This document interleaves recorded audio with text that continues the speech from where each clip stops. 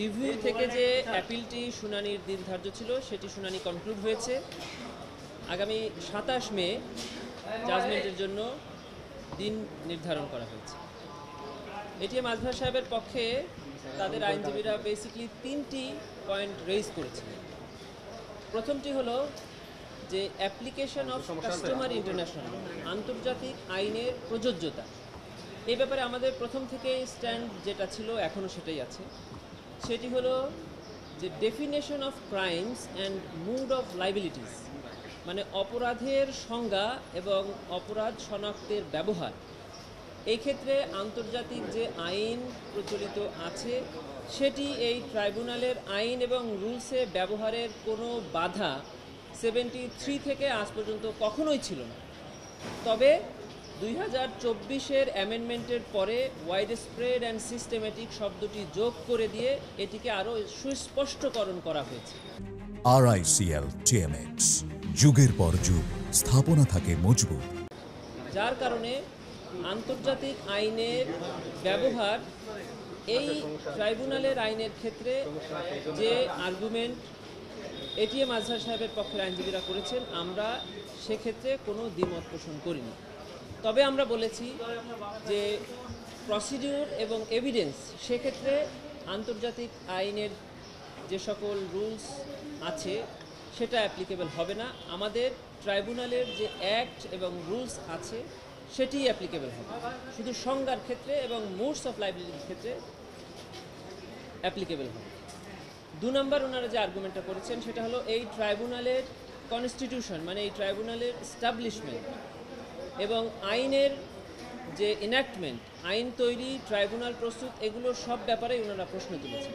এই ব্যাপারে প্রসিকিউশন এবং অ্যাটর্নি জেনারেল অফিসের পক্ষ থেকে আমরা এটিএম আজহার সাহেবের আইনজীবীর পক্ষে দ্বিমত পোষণ করেছি।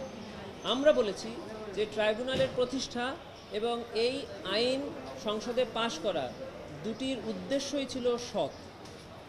অন্যায় এবং মানবতা বিরোধী অপরাধ যেটি 1971 সালে সংঘটিত হয়েছে এবং পরবর্তীতে বাংলাদেশের যখন যেখানে সংঘটিত হবে বা 2024-এ যেটা সংঘটিত হয়েছে, এটি বিচার করার ক্ষেত্রে এই আইন এবং এই ট্রাইব্যুনালের প্রতিষ্ঠা ছিল সৎ উদ্দেশ্যে। কিন্তু এটিকে যারা ব্যবহার করেছেন আইন এবং ট্রাইব্যুনাল পক্ষ থেকে, ইভেন অ্যাপিলেট ডিভিশনের পক্ষ থেকে, সেই ব্যবহারটা সঠিক ছিল কিনা সেটি ট্রাইব্যুনাল বা এখনকার অ্যাপিলেট ডিভিশনের জাজেসরা নির্ধারণ করবেন। কিন্তু উদ্দেশ্যটা ছিল সৎ।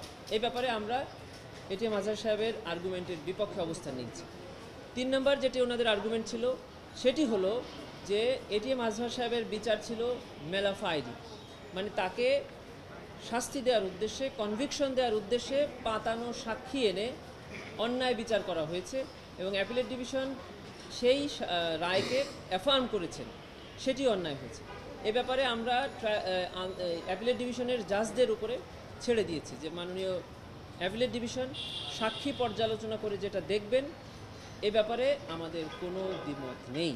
কারণ 2011 সাল থেকে 2024 সালের এই পুনর্গঠিত ট্রাইব্যুনালের আগে যে বিচারগুলো হয়েছে, আমরা সব সময় বলছি যে এই বিচার সঠিক হয়নি, সেখানে আসামিরা ন্যায় বিচার পায়নি। কিছু মিডিয়াতে এসছে, কিছু মিডিয়াতে আসেনি।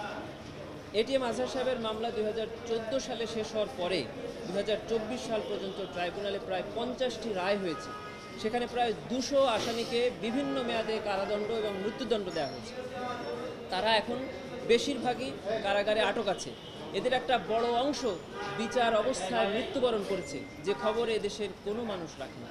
তাদের আইনজীবী দেওয়ার সামর্থ্য ছিল না, তাদের এই মামলা কন্ডাক্ট করার সামর্থ্য ছিল না। ইভেন তাদের কোনো আত্মীয় স্বজনরা ট্রাইব্যুনালে এসে তাদেরকে দেখা করতে আসতো না, কোনো মামলা পরিচালনায় আসতো না। তারাও এখন বিভিন্ন মেয়াদে কারাগারে আছে। এদের অনেকেই কারাগারে আটক অবস্থায় মারা গেছে, মারা যাচ্ছে।